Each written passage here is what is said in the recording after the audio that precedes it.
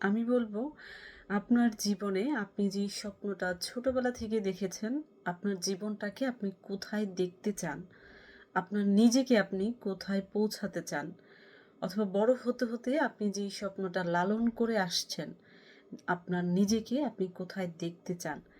আপনার এই লালিত স্বপ্নটার কখনো হাত ছেড়ে দেবেন না। আমরা অনেক সময় যেটা করি, জীবনের অনেক ধরনের চাপে আমাদের নিজেদের যে স্বপ্নটা ছিল সেটার হাত ছেড়ে দিই। আপনার স্বপ্নটা আপনি হাত ছেড়ে না দিয়ে আপনি মনে মনে পোষণ করেন যে আপনার এই স্বপ্নটা আপনি বাস্তবায়ন করবেন এবং চেষ্টা করেন। এবং আপনার জীবনে যখন কেউ আসবে, আপনি চেষ্টা করবেন তার স্বপ্নগুলো জানার এবং তার স্বপ্ন পূরণে সহযোগিতা করার। এবং এমন কাউকেই আপনার জীবনে আসার জন্য আপনি অনুমতি দেন যে আপনার স্বপ্নটা জেনে আপনাকেও সহযোগিতা করবে।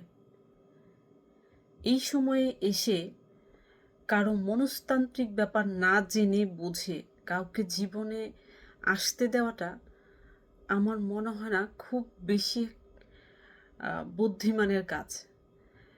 এই সময়ে এসে আপনি নির্দ্বিধায় বলতে পারেন, সেটা ছেলে মেয়ে যেই হোক না কেন, বলতে পারেন যে আমি যাকে আমার জীবনে আমার জীবন সঙ্গী করব, তার মানসিকতা কেমন সেটা আমার জানার অধিকার অবশ্যই আছে।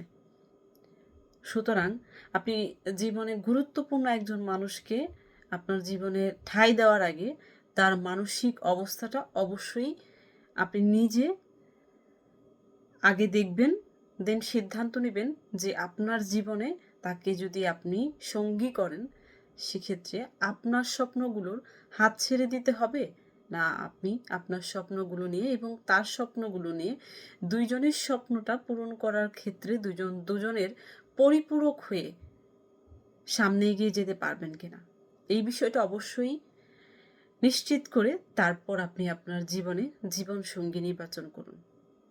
ধন্যবাদ সবাইকে।